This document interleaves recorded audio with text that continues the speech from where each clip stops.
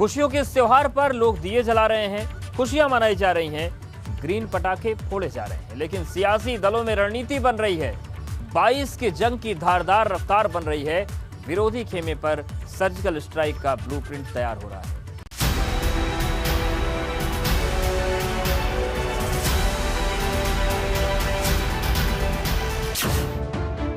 अयोध्या में भव्य दिवाली, 22 में भगवा होली।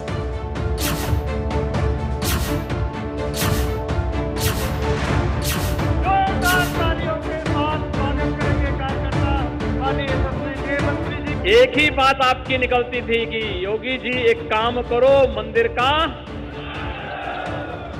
और भाइयों बहनों, आप अपना नारा भूल गए, लेकिन हम अपना काम भूले नहीं। मैं तब भी कहता था कि मंदिर निर्माण के लिए आधारशिला तैयार की जा रही है। दिवाली से पहले साइकिल का दम, अखिलेश बोले नहीं किसी से कम।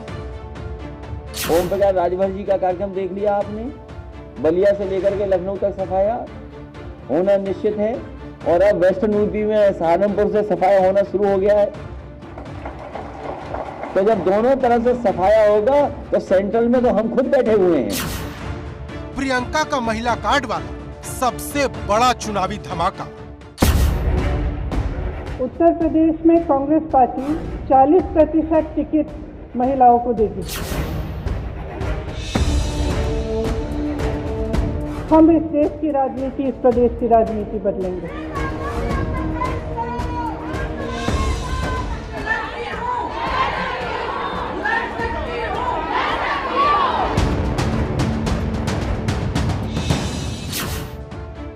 अयोध्या से बसपा की हुंकार, मायावती की 2007 वाली दहाड़। यहाँ बीजेपी सपा किस्म किस्म के वायदे कर रही हैं, तो वो केवल हवा हवाई है। छोटे दलों का बड़ा खेल, कौन होगा पास कौन फेल।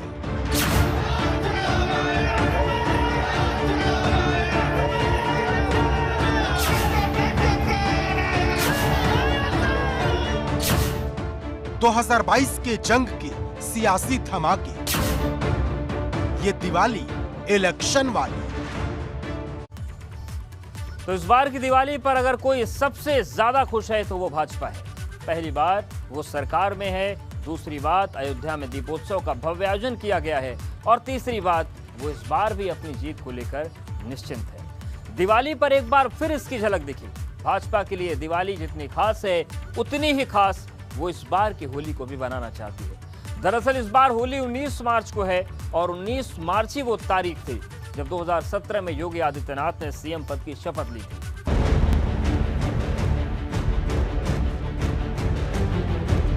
पहले भाइयों बहनों, प्रदेश का ये पैसा कब्रिस्तान की बाउंड्री पर खर्च होता था, आज मंदिरों के पुनर्निर्माण और सुंदरीकरण पर खर्च हो रहा है।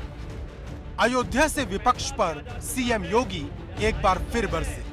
वही अंदाज, वही हमले जो भाजपा 2017 के चुनाव से पहले करती नजर आती थी। एक बार फिर सीएम योगी ने दिवाली पर उसी मुद्दे को लेकर विपक्ष को ललकारा, जिसकी शुरुआत पीएम मोदी ने 2017 के विधानसभा चुनाव के वक्त की थी। गांव में अगर कब्रिस्तान बनता है तो गांव में स्मशान भी बनना चाहिए। अगर रमजान में बिजली मिलती है तो दिवाली में भी बिजली मिलनी चाहिए। उत्तर प्रदेश के अंदर परिवर्तन देखने को मिला होगा। पहले भाइयों बहनों, प्रदेश का ये पैसा कब्रिस्तान की बाउंड्री पर खर्च होता था, आज मंदिरों के पुनर्निर्माण और सुंदरीकरण पर खर्च हो रहा है। चुनाव नजदीक है और भाजपा पुराने मुद्दों को लेकर एक बार फिर धमाके करने में जुट गई है। 2017 के चुनाव में जिस राम मंदिर निर्माण की तारीख पूछी जाती थी, भाजपा आज के दौर में वो तारीख भी बताती है और पलटवार भी करती है। मुझे याद है 2017 में भी, 2018 में भी, 2019 में भी एक ही नारा गूंज रहा था। एक ही बात आपकी निकलती थी कि योगी जी एक काम करो मंदिर का। और भाइयों बहनों, आप अपना नारा भूल गए, लेकिन हम अपना काम भूले नहीं। मैं तब भी कहता था कि मंदिर निर्माण के लिए आधारशिला तैयार की जा रही है। भारतीय जनता पार्टी के लिए हिंदुत्व पहले भी सबसे बड़ा मुद्दा था और आज भी सबसे बड़ा मुद्दा है। महंगाई और बेरोजगारी जैसे मुद्दों पर विपक्ष भले ही काउंटर करने में पास हो जाता हो, लेकिन हिंदुत्व वाली छवि पर भाजपा पहले भी मजबूत थी और आज भी मजबूत है। अयोध्या में जब 5वां भव्य दीपोत्सव मना तो भाजपा के नेताओं की जुबान पर विपक्ष पर ताबड़तोड़ हमले थे। यानी आज अयोध्या केवल त्रेता युग की दीपावली का ही साक्षी नहीं बन रहा है, त्रेता युग के विकास का भी साक्षी बन रहा है। अभी यहां पर 600 करोड़ रुपए से अधिक की परियोजनाओं का शिलान्यास और लोकार्पण इसी बात को लेकर के किया गया है और इसलिए उसके लिए तैयार होना होगा अयोध्या वासियों को। मैं जब कहता था तब भी मैं इस बात को कहता था, थोड़ा धैर्य रखिए।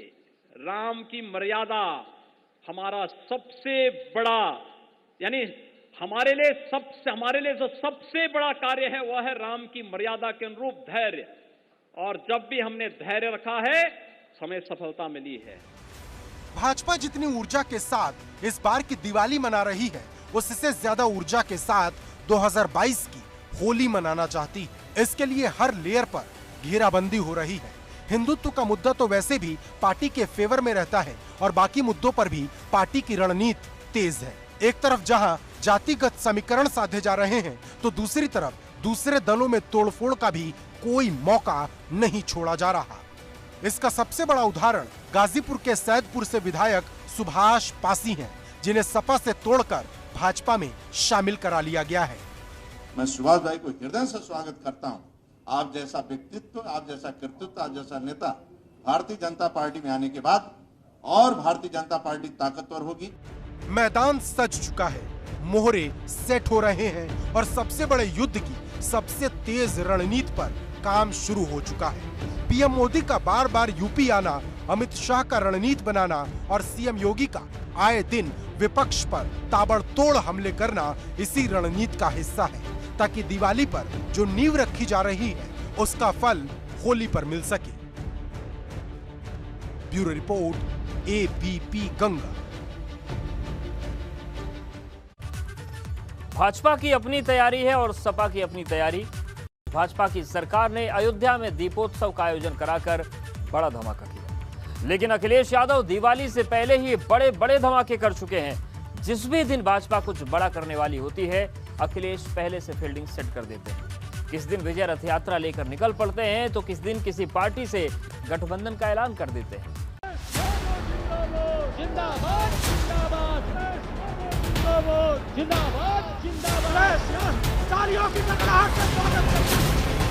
इस बार ऐसा कुछ होगा जो बीजेपी नहीं पता कर पाएगी। अधेड़ा होगा ही होगा, लेकिन उसके साथ सफाया भी होगा भारतीय जनता पार्टी। हिंदुत्व के रथ पर सवार होकर भाजपा अगर 2017 का इतिहास दोहराना चाहती है तो अखिलेश 10 साल पुराने वाले नतीजे को फिर से सामने रखना चाहते हैं, जो 2012 में नजर आया था, यानी बहुमत वाली सरकार। इसके लिए अखिलेश की सबसे बड़ी रणनीति है सरकार पर तीखे और चुभते हुए हमले करना। 100 नंबर था तो पुलिस बेईमान नहीं थी, लेकिन 112 करते ही पुलिस को पता नहीं क्या हो गया। ये नाम बदलने वाली, रंग बदलने वाली सरकार, नाम बदलने वाली, रंग बदलने वाली और शिलान्यास का शिलान्यास करने वाली, उद्घाटन का उद्घाटन वाले करने वाली सरकार है। चुनाव नया है तो अखिलेश की रणनीति भी इस बार बिल्कुल नई है। 2017 में उन्होंने कांग्रेस से गठबंधन किया तो मुंह की खाई। 2019 में बसपा से गठबंधन किया, तब भी बंटाधार हुआ, लेकिन इस बार वो छोटे दलों के सहारे बड़ा दांव खेल रहे हैं। दिवाली से पहले ही वो कई बड़े धमाके कर चुके हैं, जिसमें सबसे बड़ा धमाका ओम प्रकाश राजभर की सुभाषपा से गठबंधन वाला है। पूर्वांचल जाग जाता है। जिस समय पूर्वांचल के लोग चल देते हैं, वो निश्चित दिन हो जाता है कि इतिहास बदलेगा। तो हो सकता है कि जनता 400 सीटें भी जिता दे। मैं दावे के साथ कहता हूं, इस भीड़ में हाथ उठवा देता हूं।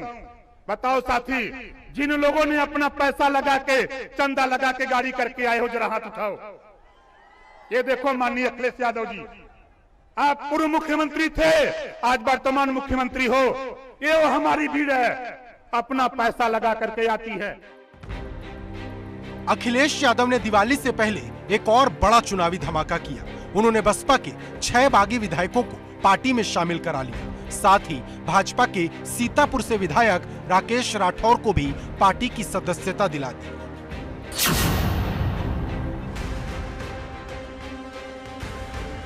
उनके आने के बाद हो सकता है मुख्यमंत्री जी अपने नारे का नाम बदल दें। मेरा परिवार भाजपा परिवार की जगह वो हो सकता है ये कर दें कि मेरा परिवार भाजपा परिवार। मुझे लगता यह है कि भारतीय जनता पार्टी ने एक बार लोक कल्याण संकल्प पत्र बनाया 2017 का, और उसके बाद उसको कूड़ेदान में फेंक दिया। जन आक्रोश इतना है, जनता इतनी दुखी है कि आने वाले चुनाव में भारतीय जनता पार्टी का सफाया होगा। पूरब से लेकर पश्चिम तक और अवध से लेकर बुंदेलखंड तक अखिलेश यादव विजय का पूरा ब्लूप्रिंट तैयार कर चुके हैं। उनकी पहली समाजवादी विजय रथ यात्रा अवध के कानपुर से बुंदेलखंड के हमीरपुर तक पहुंची थी। साफ है, दिवाली से पहले अखिलेश ने साइकिल की रफ्तार जिस तरीके से बढ़ाई है, वो होली तक पहुंचते पहुंचते और तेज होगी। लेकिन नतीजे क्या होंगे, ये तो होली पर ही पता चलेगा। Bureau report, ABP Ganga. Diwali तो कांग्रेस के लिए भी खास है, लेकिन उतनी खास नहीं जितनी एक समय में हुआ करती थी। 30 साल से ज्यादा हो गए, लेकिन यूपी में कांग्रेस कभी मजबूती से खड़ी नहीं हो पाई। इस बार पार्टी को मजबूत करने का बीड़ा प्रियंका गांधी ने उठाया है।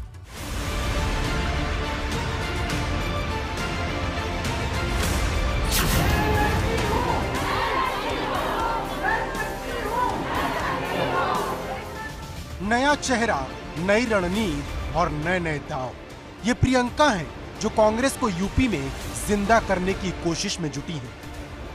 और मैं इस मंच पर खड़ा करके कह रही हूँ, मैं मर जाऊंगी, जान दे दूंगी, लेकिन उस भाजपा के साथ कभी मैं कोई मिलावट नहीं करूंगी। देश भले दिवाली मना रहा है, लेकिन कांग्रेस की दिवाली यूपी में पिछले 3 दशक से सूनी है। लेकिन प्रियंका अब कांग्रेस की सूनी दिवाली को वोटों से रोशन करना चाहती है। इसके लिए उन्होंने महिला वोट बैंक को अपना लक्ष्य निर्धारित किया है। प्रियंका ने चुनावी धमाका करते हुए 7 प्रतिज्ञाएं ली हैं, जिनमें सबसे ऊपर महिलाओं का जिक्र है। टिकटों में महिलाओं को 40% हिस्सेदारी, लड़कियों को, छात्राओं को स्मार्टफोन और स्कूटी। प्रियंका की राजनीति बिल्कुल अलग है। वो सहानुभूति वाली राजनीति करती हैं, किसी बड़ी घटना के पीड़ित परिवार से मिलती हैं, उनके साथ दुख दर्द साझा करती हैं और 2022 में जीत का विजय पथ तैयार करती हैं। प्रियंका की ऐसी ही राजनीति पहले पूर्वांचल में दिखाई दी, जब वो सोनभद्र में पीड़ित परिवारों से मिलने पहुंच गई थी। उसके बाद उनकी यही राजनीति अवध में दिखी, जब वो लखीमपुर खीरी में मारे गए किसानों के परिजनों से मिलने पहुंच गई। उसके बाद पश्चिमी यूपी में, जहां आगरा में अरुण वाल्मीकि के परिजनों से उन्होंने मुलाकात की, और कुछ दिन पहले बुंदेलखंड में, जब वो ललितपुर पहुंचकर राजनीतिक चौहद्दी नापती दिखाई दी। कांग्रेस के लिए यूपी के चारों कोनों की सियासी जमीन बंजर है, जिस पर वोट की फसल उगाने के लिए प्रियंका पूरी ताकत झोंक रही है। लोकसभा में यूपी से सिर्फ 1 सीट पार्टी के खाते में है और विधानसभा की मात्र 7। अब प्रियंका इतने बड़े चुनाव में क्या कमाल करेंगी, यही बड़ा सवाल है, क्योंकि सवाल खुद प्रियंका के भविष्य का भी है। Bureau report, ABP Ganga. UP की सियासी जंग में कहने को तो बहुजन समाज पार्टी भी खड़ी है, लेकिन उसकी लड़ाई किससे है, यह पूरी तरह से साफ नहीं है। ऐसा इस वजह से क्योंकि मायावती के हमले सरकार में बैठी भाजपा पर तो होते हैं, लेकिन उससे ज्यादा वो सपा और कांग्रेस पर बरसती हुई दिखती हैं। कुछ दिन पहले बसपा ने प्रबुद्ध सम्मेलन भी शुरू किया था, लेकिन अब बसपा की राजनीति ट्विटर से आगे जाती नजर नहीं आ रही। मायावती जी जिंदाबाद जिंदाबाद। बहन जी आप संघर्ष करो, हम आपके साथ हैं। यूपी की सियासी जमीन पर मायावती की बहुजन समाज पार्टी दिवाली तक बिल्कुल शांत नजर आई। कोई बड़ी रैली नहीं, कोई बड़ी ललकार नहीं, कोई बड़ा बाहुबल दांव नहीं और कोई भी चुनावी धमाका नहीं, सिवाय ट्विटर की राजनीति के।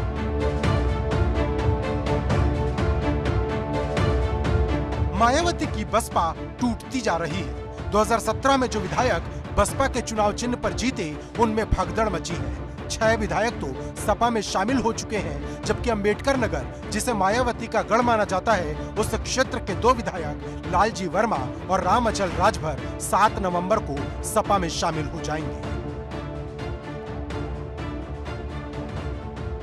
मायावती का मुकाबला भाजपा और सपा जैसी दिग्गज पार्टियों से 2022 में एक तरह से बसपा के अस्तित्व की लड़ाई है, क्योंकि लंबे वक्त से बसपा कमजोर पड़ी है। जिला पंचायत सदस्य के चुनाव में भी बसपा की फुर्ती नजर नहीं आई और अब तो 2022 का बिगुल बजने वाला है। मायावती ने आखिरी बार जनसभा 9 अक्टूबर को लखनऊ में की थी। कांशीराम की पुण्यतिथि पर कार्यक्रम का आयोजन हुआ था, जिसमें मायावती गरजती दिखाई दी थी। अब पूरे देश के किसान केंद्र सरकार के बनाए गए 3 कृषि कानूनों को लेकर अभी तक भी काफी आक्रोशित व आंदोलित भी हैं और अब तो आंदोलित किसानों का काफी ज्यादा शोषण व उत्पीड़न भी किया जा रहा है और इस मामले में लखीमपुर खीरी की घटना इसका उदाहरण भी है। भले ही बसपा की रणनीति पर्दे पर नजर नहीं आती, लेकिन मायावती ब्राह्मण वोटर्स के जरिए बड़ा धमाका करने की तैयारी में जरूर है, ठीक वैसे जैसे उन्होंने 2007 में सोशल इंजीनियरिंग के जरिए की थी। इसके लिए उन्होंने पार्टी के महासचिव सतीश चंद्र मिश्रा को आगे किया है। सतीश चंद्र मिश्रा ने इसकी झलक 23 जुलाई को अयोध्या से दिखाई थी, जहां से उन्होंने बसपा के प्रबुद्ध सम्मेलन की शुरुआत की थी। लेकिन सवाल बड़ा है, साइलेंट तरीके से 2022 की लड़ाई लड़ने वाली मायावती का भविष्य कैसा होगा? कुछ लोग तो सवाल भी पूछते हैं कि कहीं बसपा किसी दूसरे प्लान पर तो काम नहीं कर रही। Bureau report, ABP Ganga.